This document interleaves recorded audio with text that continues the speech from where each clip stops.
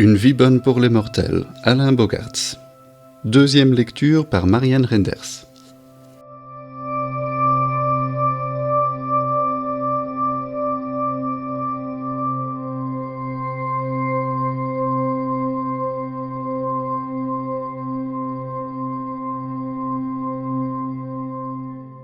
Et puisqu'on y est, retournons où poussait, semant comme on sait, pour retrouver le chemin d'une maison que dans sa naïve candeur enfantine, il pense encore hospitalière, de petits cailloux blancs qui remplissent leur office une première fois. Dans la forêt, guidant les pas des enfants abandonnés vers l'impossible régression anale, on ne se refait pas.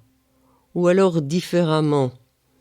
Et une seconde fois, ne pouvant faire autrement, Pousset sème cette fois, il naît d'âme sans défaut, mis de pain noir, tôt dévoré, il n'y avait pas pensé, par des oiseaux que la bise venue affame.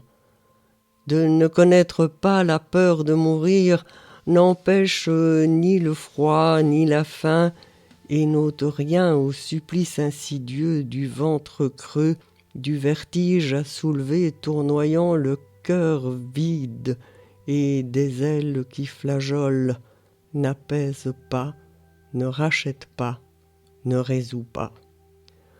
Au lieu de feu, l'enfer peut être de gel, de givre et de glace, et les 7 frères aussi, eux qui ont peur de la mort, ne s'en cachent nullement.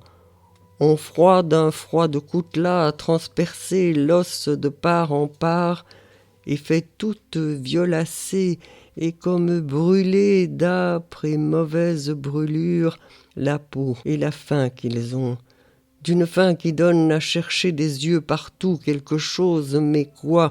Jusque dans les ramures des arbres, un oiseau gelé, un pendu, frère humain aux yeux dévorés par les corneilles, peu importe enfin quoi qui se puisse avaler.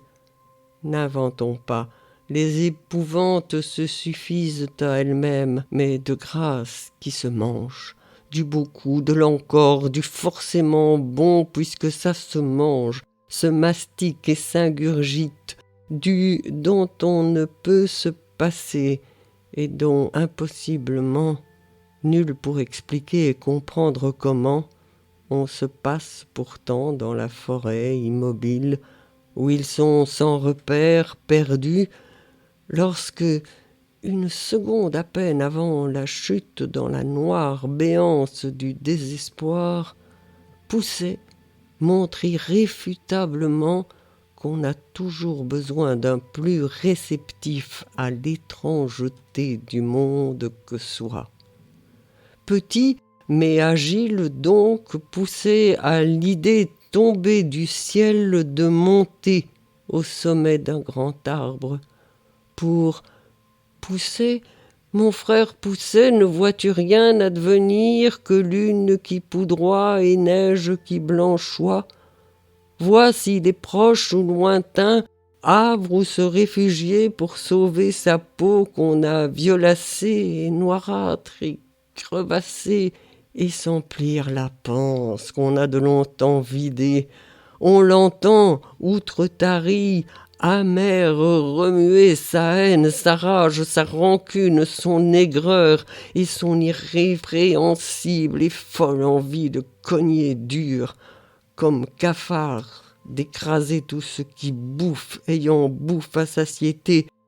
Et puis, ce que Pousset voit et crie de sa petite voix, que ce qu'il voit de ses yeux immenses, voit et croit voir sans y croire, c'est le prodige d'une lumière scintillant dans la nuit.